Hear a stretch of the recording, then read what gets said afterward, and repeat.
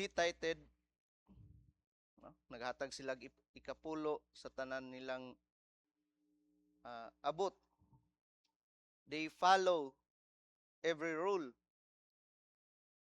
Sunod sila sa balaod, no? But they forgot the most important thing, no? Kalimtan nila ang pinaka-importante, which is the heart of God. No? Justice, mercy, and faithfulness. May lang sila sa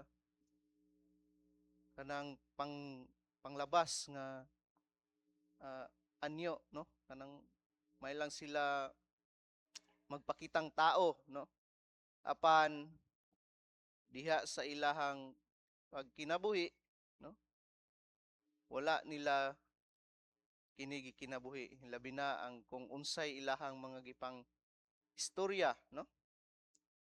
They cleaned the outside of the cup, but the inside was full of greed. No? Ingon diha sa verse 25. No? Ang mga Parisiyo, no? May lang sa gawas, no? Apan diha sa sulod sa ilahang kasing-kasing anaa ang pagkahakog, no? Ug sukwahi ang ilahang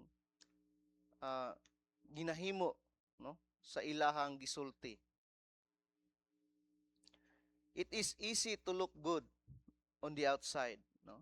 Sayon kaayo magpakita, no, nga maayo ka diya sa gawas, no? Matintag misa, no? Murag musuot din tag mga pinahabong nga mga sinina, no? Pakita nato nga mura pud tag balaan, no? Mag-post dayon sa social media og mga Bible verse, no? Aron ingnon nga nang buutan, no? So dali ra kayo magpakitang tao, no? Musulti og mga maayong pulong, no? Diha sa kadaghanan, no? Kanang mo mayo kayo mutambag, no? May kay munulti diha sa kadaghanan. Apan pangutan-on nato, no? Ang atong kaugalingon. Kumusta ang ato ang kasing-kasing? No? Ang atong kasing-kasing diha sa Dios. No? Munay pangutana ni Ginoong Kristo, no? Niini nga ebanghelyo. How is our heart? No? Ug mo nay pangutana ni Ginoong Kristo kanato karong kabuntagon, no? Sayon ra kaayo, no? Nga magpakabalaan-balaan, no? Apan diha sa sulod sa to ang kasing-kasing, no? Mo kani makasulti kung unsa gayud kita, no? Kay niingon diha sa iyahang pulong nga kung unsay anaa gayud sa ato ang kasing-kasing mugula gayud kini sa ato ang baba, no? Bisan pa og i-fake nato ni, no? Makita gayud sa Dios kung unsa ang anaa sa ato ang kasing-kasing. Apan si Ginoong Kristo, no? Miingon siya nga woe to you, no? Labi na kanato nga mga nangalagad sa Dios, no? Dili unta kita kanang mga tao nga tigpakaron ingnon, no? Apan kung mutabang kita sa uban, no? O mo share kita sa uban labi na sa ato ang mga panalangin, naot unta nga kini kinasing-kasing gayud ug dili ni tungod kay musikat ta, no? Dili tungod kay aron mahimong manaay utang kabubuton ang maong tao kanato, no?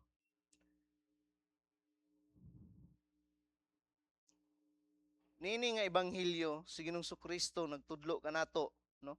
Nga do not fix our image, no? O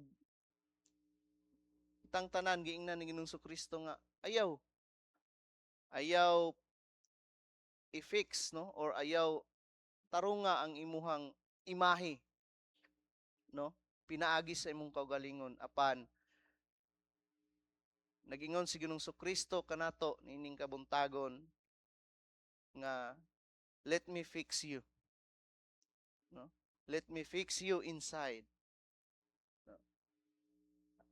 Atong tugutan si Ginoong Kristo nga ayuhon kita niya diha sa atong sulod sa atong kasing-kasing, diha sa atong sulod dili kita ang mo fix diha sa atong gawas, no, nga panagway. Kay once nga we are fixed inside, no, kita usab diha sa to ang gawas nga panagway, no, we are also fixed.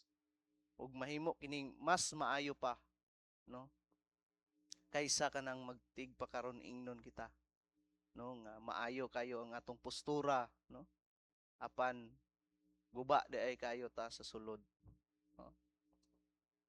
When the inside is clean, full of mercy, truth, and love, the outside will naturally shine to, no? Busa mga igsuon, no?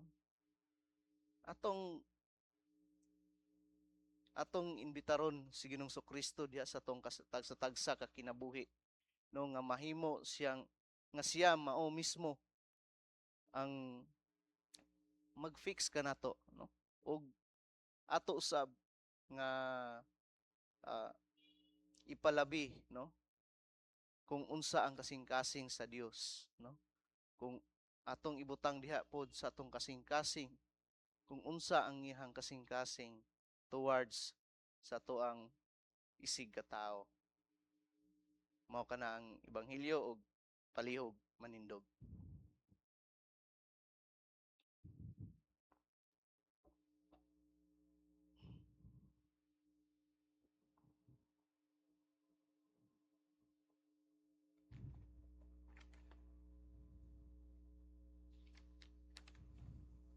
Let us profess the Apostles' Creed all together. I believe in God, the Father Almighty, creator of heaven and earth, and in Jesus Christ, his only Son, our Lord. He was conceived by the Holy Spirit, born of the Virgin Mary. He suffered under Pontius Pilate, was crucified, died, and buried.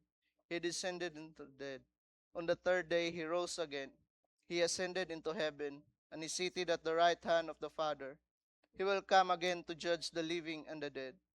I believe in the Holy Spirit, the Holy Catholic Church, the communion of saints, the forgiveness of sins, the resurrection of the body, and the life everlasting. Amen.